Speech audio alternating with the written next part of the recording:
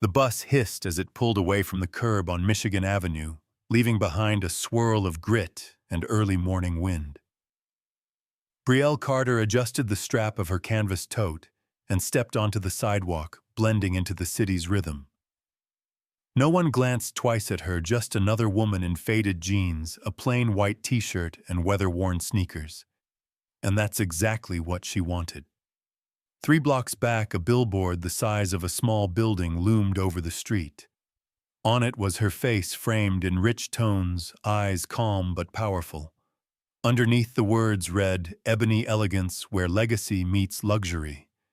But here, standing across from the flagship store she built from the dreams of her grandmother, she was invisible. She watched for a moment. A delivery truck idled nearby. A doorman straightened a silver ashtray outside a neighboring boutique. But what caught her attention was the woman in the window, poised blonde, holding a clipboard. Shannon Reed, floor manager. Her smile didn't reach her eyes as she glanced at a passing customer's shoes, then turned away.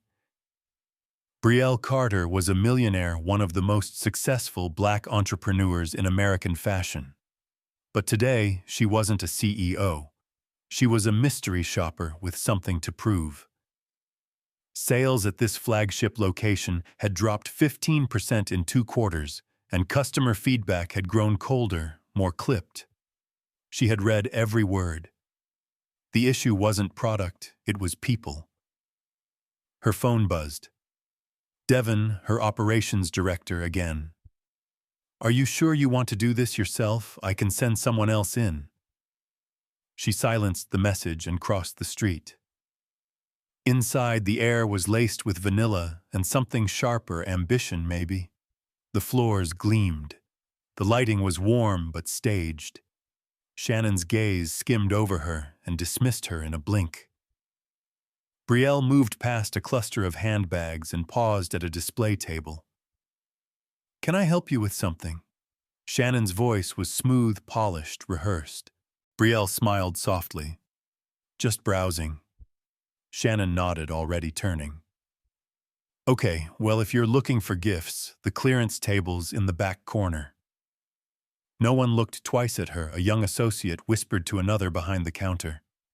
Brielle caught a glimpse of herself in a mirror, ordinary, yes, but not invisible, just unacknowledged.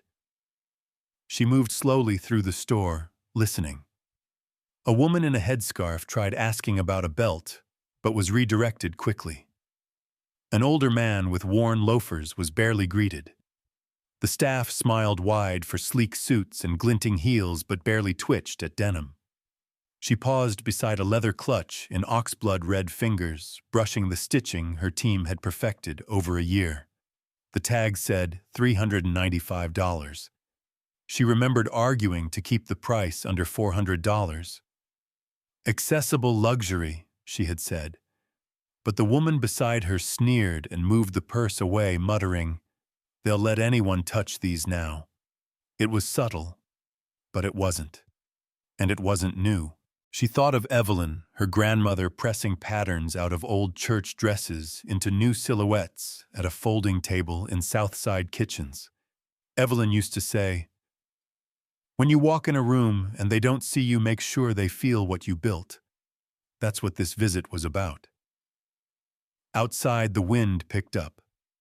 Brielle stepped toward the dressing room hallway, but slowed when she heard one of the young staff.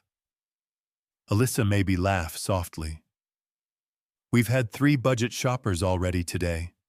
One even asked if we validate bus fare." Another voice responded. "That one in the t-shirt hasn't even looked at a price tag. She's just here to daydream." Brielle turned the corner, expression steady. She didn't flinch. By the end of the week, she'd meet with the full team. But today, she wanted to know who they were when no one was watching. The bell over the door jingled behind her. A mother and daughter stepped in, both in sweats and scuffed Nikes. No one moved to greet them. Brielle stepped aside, pretending to check her phone. She didn't want them to know her name. Not yet. Not until they showed her who they thought mattered. And so she watched. Brielle Carter stood in front of the full-length mirror near the fitting rooms holding a pair of high-waisted pants against her hips. The garment was part of the new spring collection she had sketched herself nearly 9 months ago. The pleats fell just right, the color warm chestnut matched a palette her grandmother once described as rooted in the earth, but made for royalty. And yet she hadn't heard a single employee speak of the design all morning. Around her the store hummed softly, music, low footsteps on polished floors, and the occasional distant laugh that never quite invited her in. She had entered the boutique under disguise, just a black woman in jeans and a plain shirt, and the results were speaking for themselves. What she felt wasn't hostility. It was colder than that. It was indifference. Vanessa Carter, the general manager, not related to Brielle, stood near the fragrance display, clipboard in hand, lips pursed. Her sleek bob and tailored pantsuit projected authority. A young sales associate, Josh, approached with a nervous energy, adjusting a tie that was too formal for his role. "Vanessa," he said, voice hushed the woman in the tee. "She's been here almost half an hour." Vanessa glanced over at Brielle, her expression unreadable. "Probably lost," she murmured. "Make sure she doesn't leave anything in the dressing rooms." The comment landed like a slap, not for its volume, but for its quiet assumption. Brielle adjusted the hem of the pants and set them back on the rack. She was used to silence in rooms like this, but never in one she had built. Ebony elegance was meant to be a space where everyone felt seen, especially women of color. But in this space, dressed down and anonymous, Brielle, a Dama woman with vision and wealth, was treated like she didn't belong.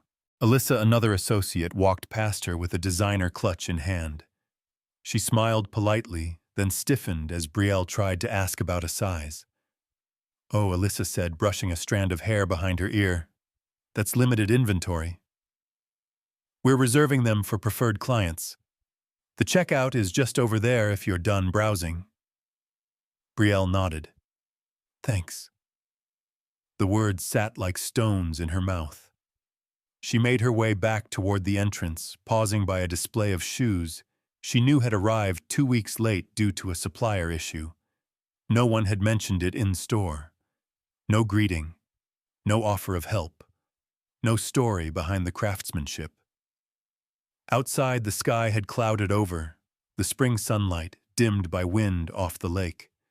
Inside, warmth still filled the air, manufactured, curated, but the service felt colder by the minute. As she circled near the perfume counter, Brielle overheard Vanessa speaking to Brittany, a younger employee who had joined 3 months ago. "Rule of thumb," Vanessa said with a condescending tone. "If they come in looking like they can't afford to tip valet, don't waste too much energy." Brittany hesitated. But isn't Vanessa cut her off with a glare? "Just keep the display neat. Our real buyers come in around 1. Brielle felt her pulse steady. Not rise steady, like the calm before something important. She walked slowly to the jewelry case and leaned in. Her presence didn't prompt movement. No offer to open the case. No acknowledgement. And that's when the door burst open. A man in a tailored blazer stormed in, dragging his wife by the hand. "Where's the manager?" he barked. Vanessa straightened. "Sir, can I help you?" He slammed a shoebox onto the glass counter. "This is a joke. These are defective. I want a refund now." His wife, slim, tense, her arms folded, nodded stiffly. "We bought them last week. The stitching's off. You sold us knockoffs." Vanessa opened the box, inspecting the shoes with barely concealed annoyance. "These are not from this location," she said. "They're counterfeit." "We bought them here," the man snapped. "You'll need to calm down, sir." His hand curled into a fist. Before anyone else could move, Brielle stepped forward, her voice even. "Those shoes were never sold in store. They're from a fake vendor online. You can tell by the label's offset and the sole's embossing." Vanessa blinked. And how would you know that Brielle looked her straight in the eye? Because I designed them. The room froze. Josh's pen dropped. Alyssa gasped audibly. Brittany stared wide-eyed. Vanessa recovered first.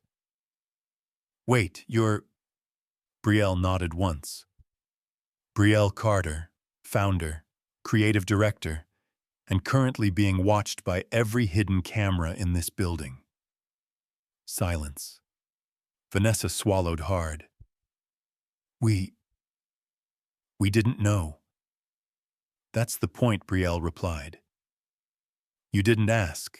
For the first time all morning, she felt every eye in the room on her, but not as a suspect, not as an invisible, as the storm they hadn't seen coming. She turned to Brittany. Call security. Escort that couple out. Keep the shoes. We'll need them for legal. As Brittany moved, hands shaking slightly, Brielle walked slowly toward the display windows. Behind her, whispers stirred, frantic and embarrassed. She could hear Alyssa mutter she was here the whole time. She didn't look back. She didn't need to. Tomorrow this would be a meeting. But today it was a reckoning. The conference room on the second floor smelled faintly of lavender polish and tension. It was early, barely 9, but Brielle Carter had already reviewed 3 security tapes, called a lawyer, and requested an emergency staff meeting. She stood alone at the head of the long walnut table, looking nothing like the woman in yesterday's t-shirt and jeans. Today she wore a tailored navy suit, subtle gold earrings, and a silk blouse the color of fresh linen. Her locks were pulled into a low twist. But what truly shifted the air was the energy in her posture. She wasn't hiding anymore. The staff trickled in slowly, first Josh, then Brittany, then 2 associates from the back office.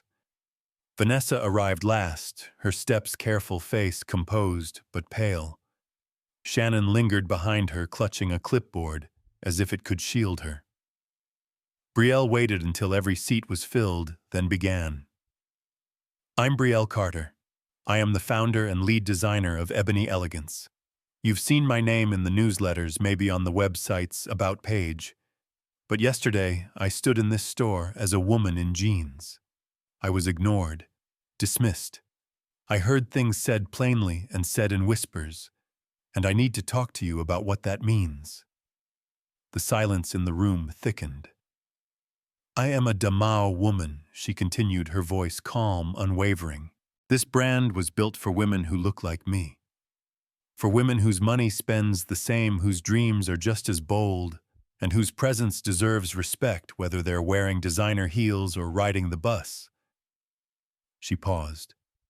A slight tremor flickered in Brittany's hands. Vanessa crossed her arms. Ms. Carter, if I may. You may not, Brielle said. Not yet. She turned to the screen behind her and clicked the remote. Clips played, Shannon brushing off a customer in a headscarf, Josh whispering to Alyssa about budget shoppers, Vanessa telling Brittany to ignore customers who can't tip valet. Each clip no longer than 10 seconds, but each one brutal in its quiet cruelty. When the screen went dark, no one spoke. I'm not showing you this to humiliate you, Brielle said. I'm showing it because this culture ends today. This store has lost 15% in sales. But that's not the problem. The problem is how you've made people feel. Alyssa's lip trembled. Brittany looked down at her hands. Josh shifted in his chair. Vanessa stayed stone still. I didn't come here yesterday for a show, Brielle said. I came to see what happens when power isn't visible. And what I saw, she looked directly at Shannon, was people deciding who mattered based on their shoes. She walked slowly to the window. Outside, a family passed 2 toddlers in bright jackets, a father carrying balloons, a mother in flip-flops laughing loud. Brielle watched for a beat, then turned back.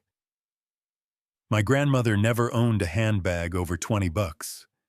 but she made me believe I deserved to design ones worth 500. That belief built this store. It built your paychecks. It built the billboard outside. Vanessa shifted. You can't judge us based on one day. Brielle stared at her. No, but I can judge you based on patterns. That's what leadership is, and that's what I'm here to reclaim. She moved to the head of the table again.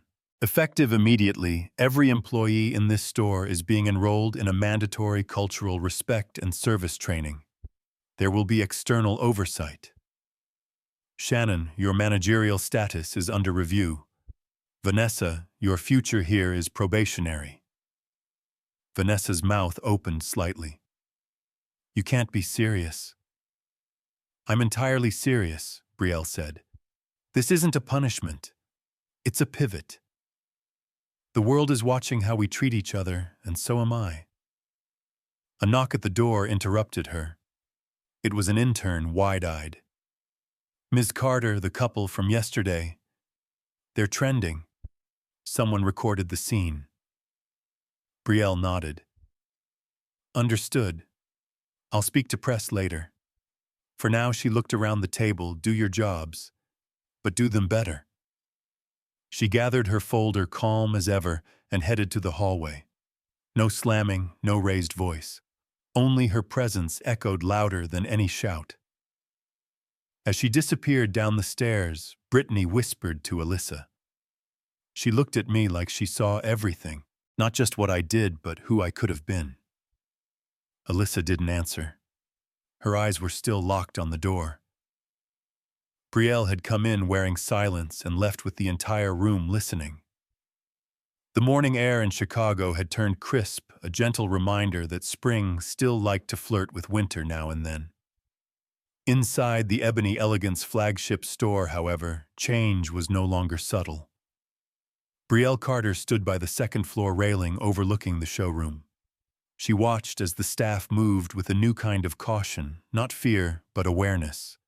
Awareness that someone might actually be watching now, not just cameras or managers, but purpose itself. The mandatory service training had begun 2 days ago. External consultants had arrived, one white woman from Michigan, one black man from Atlanta, both chosen intentionally by Brielle for balance. There were binders, videos, uncomfortable discussions.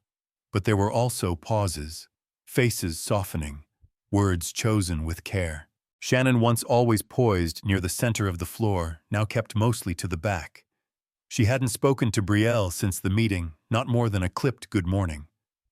Her pride had curled into itself, not out of spite, but out of something closer to shame. It was Josh who changed first. He started greeting every customer the same way, regardless of their shoes. Good afternoon, welcome to Ebony Elegance. Can I help you find something specific, or are you just enjoying the line? His tone had shifted, more open, more real. Even Alyssa, who used to whisper now, offered smiles that reached her eyes. Brielle noticed all of it. She made notes quietly. Not to punish, not anymore, but to understand. Today she chose to be downstairs near the scent bar where fragrances could be layered like memories. She loved this part of the store. Evelyn, her grandmother, used to say that smell was the truest sense of home. Excuse me, came a soft voice. Brielle turned. A young girl no older than 10 stood nervously beside a tall woman in a hotel housekeeping uniform. Hi, the girl said. My mom doesn't think we're allowed to be here. The woman, a black woman with gentle eyes and weary shoulders, shook her head quickly. I told her we were just walking through. We're not here to buy. I know this place isn't for people like us. Brielle knelt slightly. This place was built for people exactly like you. The woman looked startled. But the bags. They're leather and careful, Brielle said gently. But they don't judge you, and neither should anyone who works here. She called over Brittany, still new, still tentative, but eager. Could you show them the Storyline Scent series? Brielle asked. Let her pick a card. One sample. Brittany lit up. Of course. As the child giggled, spraying a tiny mist of number 3. First light. Brielle turned to the mother. You're welcome here any time. You don't have to buy to be seen. Later that afternoon, Brielle found Shannon folding tissue paper in the back storage room. You have a minute, she asked. Shannon stiffened but nodded. Yes, Ms. Carter. Just Brielle. She leaned on the shelf. I know this hasn't been easy. Shannon didn't meet her eyes. I didn't see it before. I thought I was just enforcing standards. Standards don't excuse dismissal, Brielle replied, especially not of people who look like your own family. Shannon blinked. Her grandmother, she had once told HR, had raised her in Bronzeville. I want to give you a choice, Brielle said. You can leave with a good reference. No damage. Or you can stay. But staying means you'll be the one leading the inclusivity sessions next month. You'll need to own it. Shannon's throat moved as she swallowed. If I stay, will people trust me again? They will, Brielle said. If you show them the version of you that's trying, not the one that hid behind policies. For a long time, Shannon didn't say anything. Then I'd like to stay. Brielle nodded. Good. That night the store was quiet again. Brielle stood by the window, arms folded, watching Michigan Avenue glow under golden light. Devin called. How's the team shifting, she said. Like soil before new growth. He chuckled. Still poetic, huh? You know me. As she hung up, Brittany approached, holding a small card. The little girl left this. It was a sketch, 2 women standing under a tree made of purses and stars. One held a scent bottle. The other wore a pin labeled Ms. B. On the back it said, "Thank you for letting us smell magic." Brielle smiled. For the first time in a long while, it reached all the way to her bones. She looked up. The store didn't feel like a business anymore. It felt like a promise kept. The skies over Chicago had darkened by mid-afternoon, a slow drizzle falling over Michigan Avenue like a hushed apology. Inside Ebony Elegance, the lighting glowed warmer than usual, a quiet counterpoint to the storm. It had been a week since Brielle Carter revealed herself as the founder and creative force behind the brand, and the energy in the flagship store had shifted softer, more conscious, as if every employee were learning how to see again. At the heart of this change was something deeper than policy. It was the return of awareness. Brielle sat in her modest office near the back of the store, sipping tea from a chipped mug that once belonged to her grandmother, Evelyn. She had refused to replace it with anything sleeker. Some things weren't meant to be polished. Devin had just left after reviewing regional reports. Sales were recovering. But what mattered more were the footnotes, customers mentioning names, praising kindness, remembering warmth. It was happening one interaction at a time. A soft knock came at the door. Brittany stepped in, holding a printed email. "You'll want to see this," she said. Brielle read the note carefully. A customer had written in not to complain but to thank. A woman from South Shore who had walked in last Tuesday with her niece, uncertain, underdressed, and unnoticed, until Brittany herself welcomed them, offered a fragrance card and explained the craftsmanship behind a small leather wallet. The woman hadn't bought anything, but she had left feeling human and valued. Brielle looked up. "You did that." Brittany flushed. "I just remembered how you spoke to that mother and her daughter last week." "That's all it takes," Brielle said. One mirror held up the right way. Later that day, Brielle made her rounds. She checked displays, observed conversations. But something strange caught her attention near the scarf wall. A woman, petite, well-dressed, with sharp cheekbones and familiar energy, stood talking to Alyssa. Alyssa looked flustered. Brielle approached slowly, listening. "I just think your return policy is flexible with the right customers," the woman said. Her voice was honeyed but cold. "I can't override it without a manager," Alyssa replied, more confident than before. The woman scoffed. "Get Vanessa, or Shannon, someone who understands loyalty." Alyssa's eyes flicked toward Brielle. Relief. Brielle stepped in. "Good afternoon. I'm Brielle Carter." The woman's smile faltered. "Oh. You're...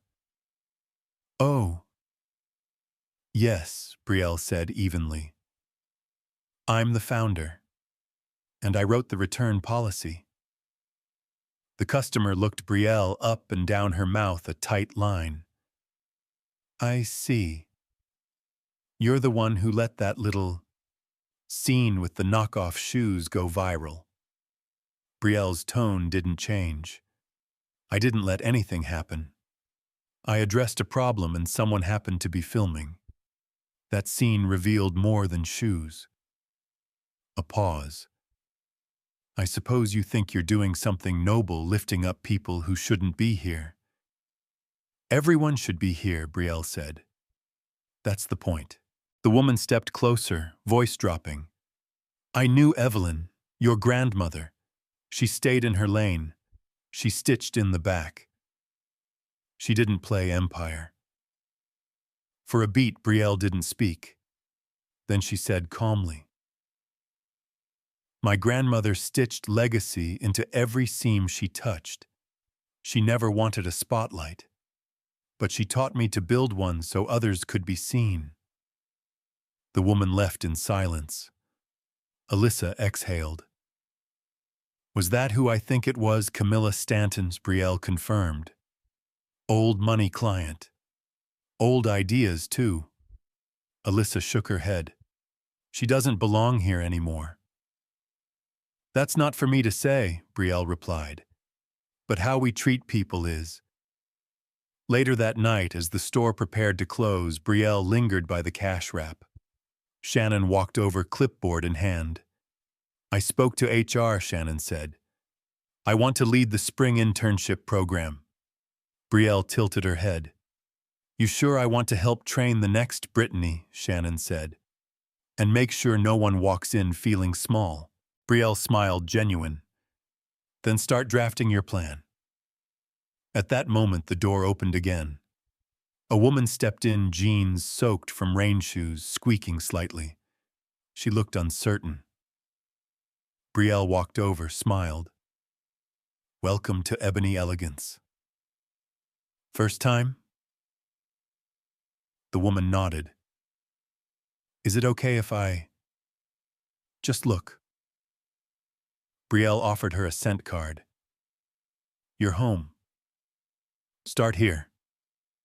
As the rain continued outside, the store pulsed with warmth, not from heat, but from presence. Tomorrow would bring new challenges, but tonight, Brielle knew the mission was working. People who once felt unseen were finally stepping into the light and being met with open eyes. Spring finally arrived in full that Saturday, blooming across Chicago in bursts of tulips and bare shoulders. The sidewalks outside Ebony Elegance were alive with energy, young couples sipping iced lattes, tourists posing in front of street art, a busker playing mellow jazz. Inside the flagship store, a quiet buzz built steadily, not from volume, but from presence. It was the first community day. An idea Brittany had pitched, Shannon had organized, and Brielle had quietly funded. The concept was simple. Open the space not just for selling, but for serving. There were panels on design for inner-city students, a station for scent mixing led by the interns, and even a purse hospital where customers could bring old leather pieces for free cleaning. Brielle Carter moved through it all, not as a CEO, but as something gentler, an anchor. She wore a soft rose blouse, no makeup, but lip balm, and the same necklace Evelyn once gave her, a tiny gold thread shaped like a needle. Toward noon, she stepped outside to get air. That's when she saw the girl. She was maybe 11, sitting cross-legged on the steps across the street, sketchbook in her lap. Her hoodie was too thin for the breeze, but her focus was steady. She didn't notice Brielle approaching. "What you drawing?" Brielle asked gently. The girl looked up, startled. She was Damao with tight curls tucked under a baseball cap. Her eyes darted, unsure if she was in trouble. "It's just a building," she said. Brielle sat beside her, looking at the page. The lines were jagged, but full of intention. She recognized the awning, the curve of the display glass. It was ebony elegance. "You like architecture?" Brielle asked. The girl shrugged. "I like shapes that don't fall down." Brielle chuckled. "Me too." A pause. "My name's Brielle," she said. "You come here alone?" "My grandma's inside. She said I should wait outside since I wasn't going to buy anything." Brielle's smile softened. "Would you like to come in with me?" The girl hesitated. "You work there, I built it." The girl blinked. "Like the store," Brielle nodded. "And I think it's missing one drawing just like yours." They crossed the street together. Inside, Brittany greeted them with a wide smile and led them to the art station, where kids were invited to decorate scent cards. But Brielle handed the girl a clean sketchbook from her back, one she always kept on hand, just in case. As the girl drew, her grandmother emerged. She wore a church hat and carried a discount tote, her eyes guarded. "She bothering you?" she asked. "Not at all," Brielle said. "In fact, she reminded me why I started this place." The woman looked her over. "You're the owner?" "Yes, ma'am." A long pause. Then the woman's shoulders lowered slightly. "She likes drawing. Most days that's all she does. I can't afford fancy lessons." "You don't need fancy," Brielle replied. "You need someone who sees her." She turned back to the girl. "Would you like to come back next week? We're starting a program for young designers. I'd love for you to join." The girl beamed. "For real?" "For real." Later that afternoon, the store quieted. Sunlight streamed through the windows in soft gold. Shannon walked over. "I found this," she said, holding up an envelope. Inside was a folded paper, a sketch of Brielle drawn in bold strokes. Beneath it, a note. "Thank you for seeing me. Now I see me too." Brielle smiled, emotion catching in her throat. As the store began to close, Devon appeared in the doorway. "Coming?" he asked. She looked around once more at Brittany chatting with a customer, at Shannon, helping a teenager adjust a purse strap, at the girl still drawing by the window. "Yes," Brielle said. "Let's go home." And as she stepped outside, wind teasing her curls, she thought about all the days she had once stood here unseen. Now she had built a space where no one had to feel that way again. Sometimes change doesn't arrive with fanfare. It slips in quietly, like a girl with a sketchbook on a city sidewalk, unsure if anyone will notice her. Or like a woman once called the makeup girl, now standing as the architect of a legacy that no longer asks for permission to exist. Brielle Carter's journey from the quiet corners of exclusion to the center of recognition wasn't forged in outrage or revenge. It was shaped by listening, by remembering who she was, and by choosing again and again to see what others ignored. We live in a world where it's still too easy to assume, to judge shoes, skin accents, or silence. But this story reminds us that dignity isn't something we give, it's something we recognize. When we take the time to notice the unseen, to honor the overlooked, and to build spaces where everyone feels welcome without needing to prove they belong, we don't just rewrite store policies, we rewrite the fabric of a society. Breaking injustice rarely starts with loud declarations. It begins when someone quietly says, "You're home," and means it. When a return policy becomes a reflection of compassion. When a child's drawing is treated as a future blueprint. Justice isn't always a courtroom verdict. It can be a sample card, a second chance, or a woman brave enough to stay when she could have walked away. It takes courage to stand your ground in a room that never planned to let you in. But it takes something deeper, something quieter to stay and make space for others once you've entered. That's what Brielle did. Not to be applauded, but because she knew what it felt like to be unseen. And in doing so, she turned exclusion into invitation and silence into welcome. Maybe you've met a Brielle before, or maybe once you were her. The person overlooked, underestimated, mistaken for someone lesser. If so, let this story remind you your worth was never tied to who saw you first, but to who you chose to become. Just like a soft light left on in the foyer, a quiet act of kindness offered without expectation can lead someone safely home from the cold. So take a moment.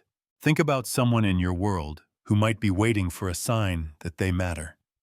A neighbor, a quiet coworker, the woman behind the counter whose name you haven't asked. And if this story stirred something in you, maybe a memory or a gentle nudge, consider passing it on. Not just the tale, but the tenderness behind it. Because somewhere someone is still waiting to be seen. And you might be the one holding the light.